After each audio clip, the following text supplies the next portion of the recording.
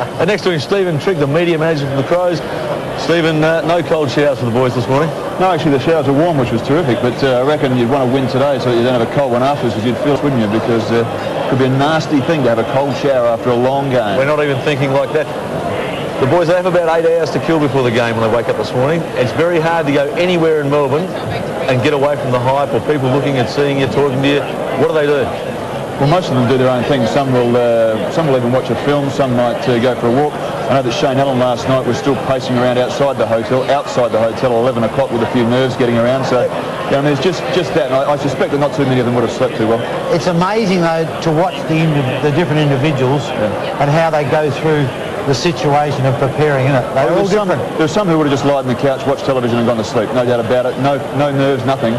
But there are a couple of kids who would have paced the streets or walked around the room or got up a few times during the night. It would have been a long night. That, but who is the most relaxed? Who do you just look at and think, oh, gee, I hope you switched on? I reckon even when the first bounce comes along, Darren Jarman's heart rate will probably be somewhere around 45. I mean, he's pretty relaxed. He got up to about 50? How was training on the last little session last night? 35 minutes, Knuckles. Not as sharp as probably you would have liked, but... You wouldn't expect that. No, the week before, the balls were on the deck and they were all over the place as well. So you're never quite sure what to take out of a training session and then straight into the game the next day. In a sense, you don't want to leave it on the track. If they said that we trained beautifully, you'd say that's a terrific sign as well, but what the hell. Have you ever seen a team train well the night before a grand final? Very, very rarely. There's always a bit nervy and of course, as a coach, you just want all the mistakes out of the way. Just to get through training. The objective of the whole thing was simply to get the flight out of the system, feel good about it, and they did. They felt pretty relaxed afterwards. You got the old rooms? The old rooms, the pictures are up, and they were the lucky rooms from last year. Actually, looking at that last night, Seven showed the two rooms, the one where North, which is bare and stark, whereas the one you're in, the old Melbourne rooms, a lot of atmosphere. You feel like you're playing footy. Yeah. 100 and a bit years of culture and tradition there, and they're great rooms to be in. And in fact, the one other thing about there that you can't describe so much is that because the crowd is right next to the back wall there's this whole din of noise that comes through the rooms the whole time you're warming up as well. So it's got that feeling of 100,000 people there. Have a look at Triggy. You want to play again? Wouldn't mind. We're just got the game to be here now. Now, the support in Melbourne, as we've already spoken about the number of Crow scarves. There's just so many people have made the journey. How many do you think have come over? I'll tell you what I can't work out is you sell 10,500 tickets to your members, and that's the allocation that we had. But I'm sure that last year we had 25 or 30,000 people with scarves and voice there at the MCG. We're sure to be the same tomorrow. Where the rest of them come from, I suppose, are the MCC members, Melbourne-based people who are MCC members. But there are a lot of people. Cut a hole in the fence. Well, if that works, Jules gets in. All right, Stephen, thanks for joining us. Hope you have a great afternoon, I'm sure. The winning game is centre half forward, and you played it perfectly last week. Thanks, Bruce. Very kind of you to say that. It was just an enjoyable win, and hopefully we can do the same tomorrow. Mate, you're up against an old teammate, Jason McCartney. Yeah, I'm pretty sure I'll line up on Jason, and he played well on me a couple of weeks ago, so hopefully I can turn the tables tomorrow.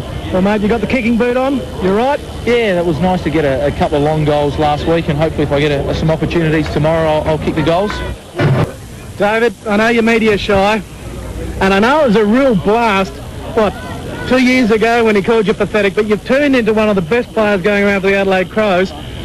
Just fantastic to be involved in another grand final. Yeah, the weather here today is pretty much spot on for this sort of event, and just looking forward to seeing all the supporters, I guess, on this little tour. And after this, we'll have a bit of a training run and back to the hotel and preparation as usual.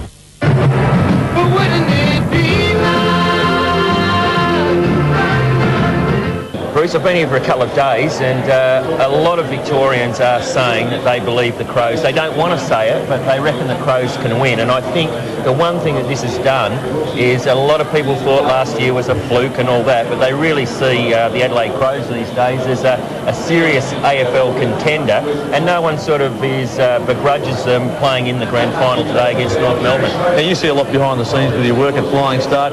Blighty, his arrival at Adelaide, no one could have possibly dreamt of the first year, and now it's happening again. Yeah, I think the great thing about Malcolm Blight actually is John Reed. You know the movie Pulp Fiction, Harvey Cartel, Mr. Wolf? Yeah. Well, you just watch Blighty, he just walks around and there's Johnny Reed behind Just him. cleaning up. Cleaning it up after He's him. just fixing up everything. I mean, he's got a great situation, Malcolm Blight, with Adelaide. He does what he wants to do, but let's put it this way, he's the Messiah. He's got him to 2 grand finals. Just don't call him that. Just don't call him the Messiah, because he once said he can't spell it. So He's down there now. Yes, thanks, Abba. Here we are.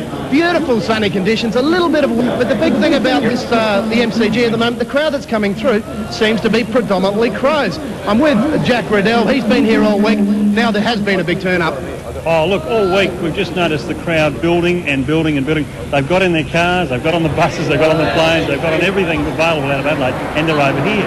I did the parade yesterday, the grand final parade, and I'll tell you what, it was 50-50 in the crowd. I did the parade last year with St Kilda and Adelaide, and numbers were much greater this time, much greater. And just around the streets, Prez, as well. You're walking around, coming down here to the MCG, they're coming past us now, and there are a lot of red, yellow and blue scarves and jackets. They are here in vast, vast numbers. Well, they are in vast numbers, but the funny thing about this... There's one there now. You've actually played in the grand final. How are the players feeling about now? Well, this is when the nerves are just really starting to happen. They'll be coming in on a bus, probably in about half an hour, 3/4 an hour, and you're trying to stay composed, but, you know, it's just bubbling and bubbling. The thing is, you just want to get out there. I mean, all this hype, all the razzmatazz that's been happening for the last week, you want to get that out the road. You just want to get out on the green turf and start playing. All right, boys, have a good day. You get those tickets out, I'm sure you get good coin for them. Have a good one. Thanks very much, Abba. You too. Hey, Bruce.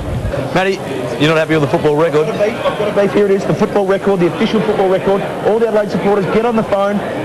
North Melbourne, Western Bulldogs. They obviously put out last week. It's not good enough. Well, Nigel, you could have a couple of big rolls tomorrow. Yeah, salad roll early on the morning and maybe a meat one in the afternoon. Well, it's good to see you've taken the whole thing light-hearted, but this, I mean, is that a way to deflect the pressure somehow? Oh, certainly, look, we've got a few hours before we're training tonight and certainly a day before we're playing, and I think at this point in time you've got to enjoy the parade, enjoy the moment. Certainly you can't get too tense at this stage, and look, tonight at training will be full on, mate. So it's a matter of staying cool and then pulling out a big one tomorrow. You've been there, you know what it's like, mate. Well, Varge, you've had to wait 12 months for this, mate. Is it starting to sort of... It's sort of sinking in at the moment, I guess, with all the people around and all the colours out there. So it's a good day. Can't wait to get out there tomorrow. Mate, the hill, I've been asked a million times, obviously, but a couple of shots in it tomorrow and good as gold? A couple of shots and 100%. Good man. Thanks, mate.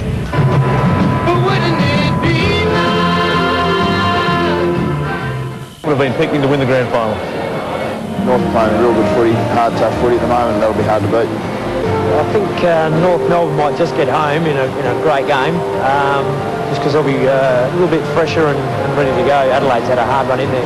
Oh, look, I've seen the Crows play on the weekend. They look pretty good, and I'm a South Australian, so, I think probably the Crows. I think North Melbourne, they've won so many games in a row now, and with Kyrgios and half forward, I still think they'll win the premiership. I think it'll be a legitimate dead set draw. I'll go with North. I think they've just been pretty consistent all year, and Adelaide's done it a bit harder the last couple of months, so I'll stay with North.